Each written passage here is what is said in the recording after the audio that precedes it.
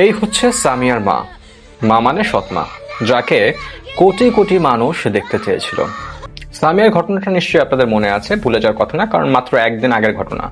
আমি আর আপনার মেয়ের সাথে এরকম করবো না। আপনার মেয়ে আজকে থেকে আমার মেয়ে, আমি কোনোদিন ওর গায়ে হাত দিতাম না। আমার ক্ষমা করে দিন। একটা 10-12 বছরের শিশু, সে তার মায়ের কবরের পাশে বসে হাউমাউ করে কাঁদছে। তার মাকে বলছে যে, মা আমাকে তুমি নিয়ে গেলে না কেন? নিশ্চয়ই ভিডিও আপনারা দেখেছেন। এবং অবশেষে সেই সামিয়ার মাকে খুঁজে পাওয়া গেছে, তার চেহারা দেখা গেছে, তার কথা শোনা গেছে। খুব আশ্চর্যের বিষয় হচ্ছে যে এই কবরের পাশে নাকি একটা সাপ উঠেছিল সেই কান্নাকাটি শুনে,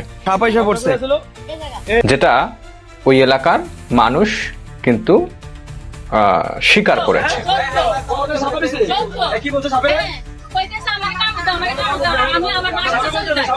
শুধু সামিয়ার মা না, অবশেষে চেহারা দেখা গেল সামিয়ার বাবার।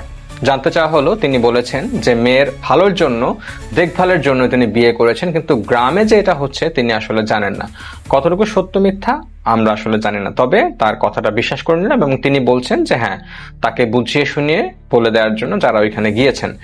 আরেকটি বিষয় হচ্ছে যে এই সামিয়ার যে দাদা, তিনি অকপট স্বীকার করেছেন যে হ্যাঁ, সামিয়াকে মারধর করা হয় এবং সামিয়ার বিষয়ে তিনি যা জানেন এবং তাই তিনি বলেছেন এবং স্বীকার করেছেন। আরেকটা বিষয় হচ্ছে যে সামিয়ার দাদাকেও দেখভাল করে না এই সামিয়ার যে সৎ মা, তিনি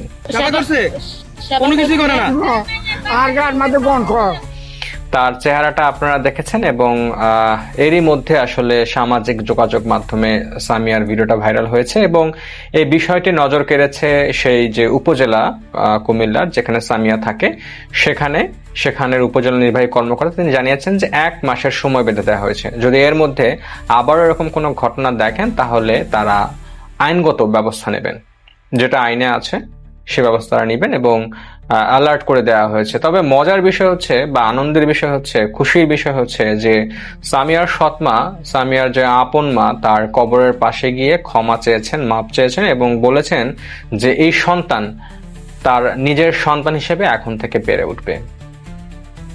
খুব অবাক লাগে, সামিয়ার মা একটা কথা বলেছিল যে এই ভিডিওটা করার কি দরকার ছিল, নেটে ছাড়ার কি দরকার ছিল। দেখেন, ভিডিওটা না করলে, নেটে না ছাড়লে হয়তো কোনো এক সময় খবর আসতো যে সামিয়া বেঁচে নেই।